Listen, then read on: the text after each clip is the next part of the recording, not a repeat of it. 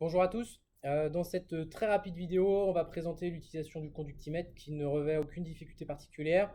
L'étalonnage est plus simple que pour un pH mètre et la compréhension de l'appareil est également moins délicate. Pour cette mesure de conductimétrie, vous aurez seulement besoin du conductimètre avec sa sonde, d'un verre à pied et d'une solution étalon. Évidemment, la solution dont vous voulez mesurer la conductivité également, là j'ai pris une solution d'eau jaune et vous allez pouvoir mesurer la conductivité avec cette simple verrie-là. Donc c'est un appareil qui ressemble étrangement au pH mètre d'ailleurs. C'est aussi basé sur un voltmètre. Vous avez un certain nombre de boutons, l'allumage, la lecture, le calibrage. Ces deux boutons-là nous serviront rarement.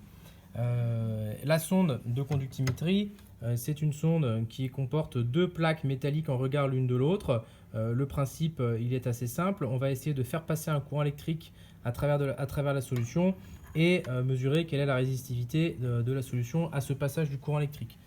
Ceci dit, cet appareil pour fonctionner, il nécessite également d'être étalonné. Donc on aura une solution étalon. Généralement chez nous, elles sont à 1413 microsiemens par centimètre.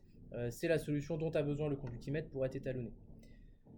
Au même titre que pour un pH mètre, on sera bien vigilant aux différents rinçages qu'il va falloir effectuer. D'une part pour ne pas polluer votre solution étalon, d'autre part pour ne pas polluer votre solution à mesurer. Et dernière chose, pour maintenir correctement en état votre sonde. Donc, en fonction de la situation, la sonde, elle peut être soit conservée au sec, si c'est pour un temps long, pour plusieurs semaines. Ça arrive également qu'on la mette dans un petit manchon en plastique dans lequel on aura mis de l'eau distillée, de la même façon qu'on peut le faire pour une sonde pH. Si ce n'est que pour une sonde de pH, on ne met pas de l'eau distillée dedans. Donc, toujours, on va commencer par rincer notre sonde. Donc, toujours, vous avez votre fer à pied qui fait office de poubelle.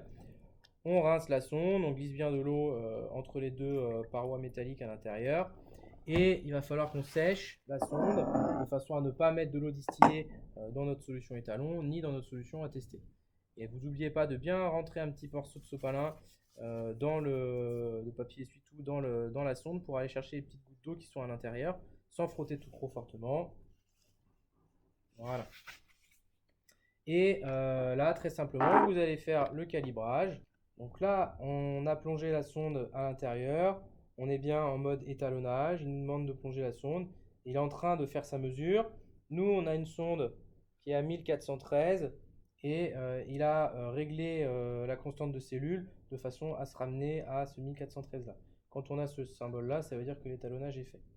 Alors, idéalement, il faudra également régler la température. Comme pour une sonde pH, à votre niveau, on ne va pas trop s'ennuyer.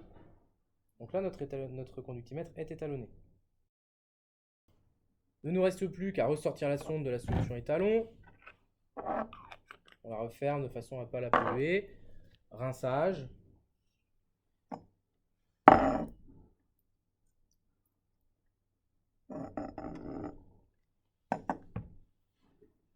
Séchage.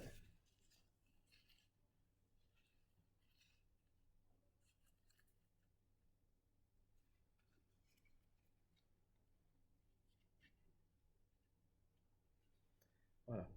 Et on va pouvoir faire la mesure de conductimétrie en plongeant la sonde dans la solution dont on souhaite mesurer la conductivité. Ici, la sonde ne plonge pas intégralement dans la solution. C'est ennuyeux parce que la mesure sera évidemment biaisée. La solution qu'on a, c'est de rajouter de l'eau distillée à l'intérieur. Ça ne va pas modifier la valeur de conductivité de la solution puisque c'est de l'eau distillée dans laquelle il n'y a pas d'ion.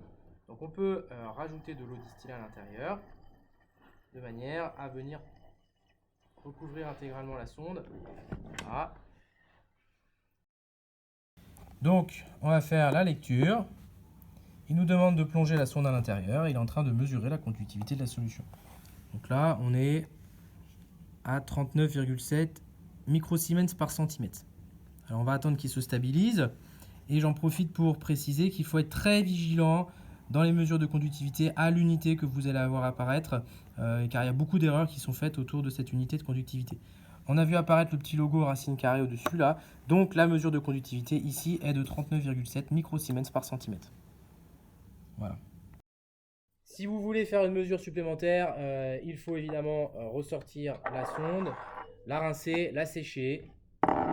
À chaque mesure, vous allez venir re-rincer, ressécher votre sonde de façon à ne pas polluer vos solutions avec la solution précédente. rinçage, séchage. Et vous voyez que tout se fait en laissant la cellule, enfin la sonde sur le conductimètre. Voilà. Donc, pas de difficulté particulière pour l'utilisation de cet appareil-là. Si par ailleurs, éventuellement, vous rencontrez un souci sur l'étalonnage, vous appelez l'enseignant qui viendra vous aider. Encore une fois, l'étalonnage de l'appareil, il n'est pas requis pour les ECE. On ne peut pas vous imposer de faire un étalonnage vous-même.